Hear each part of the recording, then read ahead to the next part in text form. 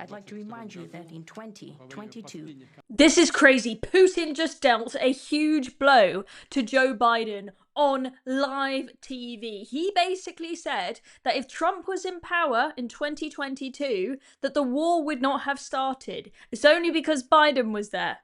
during the last contact with the previous administration, I tried to convince my previous American colleague that the situation should not be brought to the point of no return when it would come to hostilities. And I said it quite directly back then that it's a big mistake.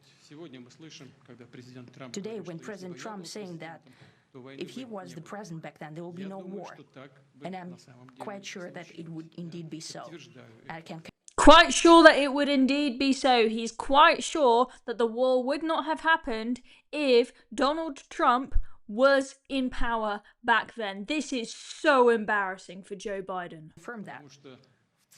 I think that overall, me and President Trump have built a very good, business-like and trustworthy contact. And I have every reason to believe that moving down this path, we can come, and the sooner the better, to the end of the conflict in Ukraine. Wow, that is huge. I mean, if what Putin is saying there is true, that potentially puts a lot of blame on Biden for the war. That's a really, really, really huge thing. And as you can clearly see there, quite a rapport has been built between Trump and Putin today. I know there are frustrations that a peace deal was not made, but Trump seems positive that they're closer towards it. They're much clearer on what each side wants and what not. We're waiting for Trump to meet with Zelensky on Monday. Hopefully it will go down better than that shout match in the Oval Office, which was insane the last time Zelensky visited Trump. I want to also show you a couple of other clips. There was some very interesting commentary on the BBC, which caught my eye when Alex wrote this tweet. We'll take a look at that in a second. But first of all, hit that subscribe button down below if you haven't already. So Alex posted this video, which I'll show you in a second. He said the sneering BBC are shocked that Putin is welcomed with respect by Trump and has a red carpet. Did the BBC understand there is an attempt at a peace deal here? What would they rather? He was treated disgracefully and carries on the war? BBC High are on their own hubris. Let's take a look at that BBC clip. I mean, signs of respect, right?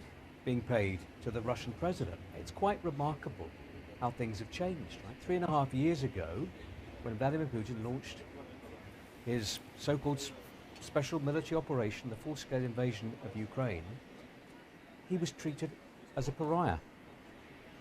And now he's being given this red carpet welcome.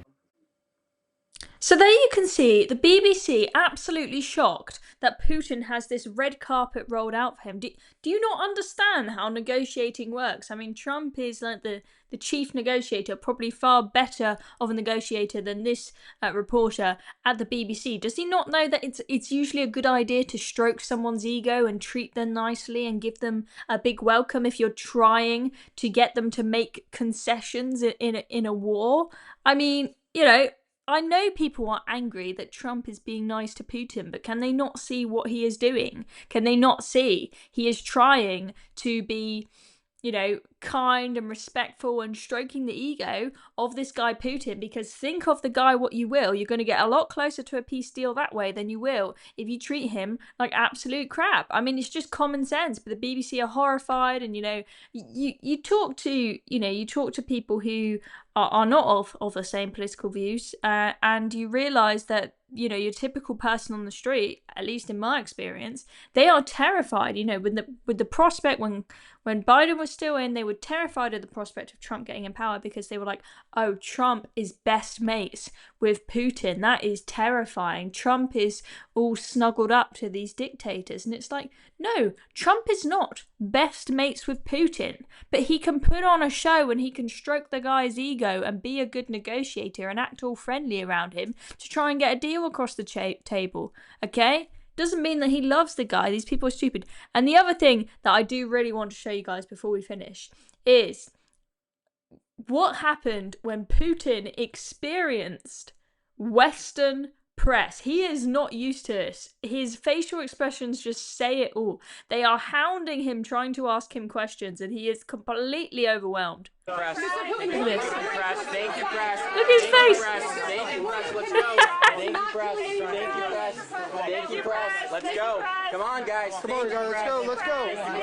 Thank you, press. Let's go. Thank you, press. Thank you, press. Thank you.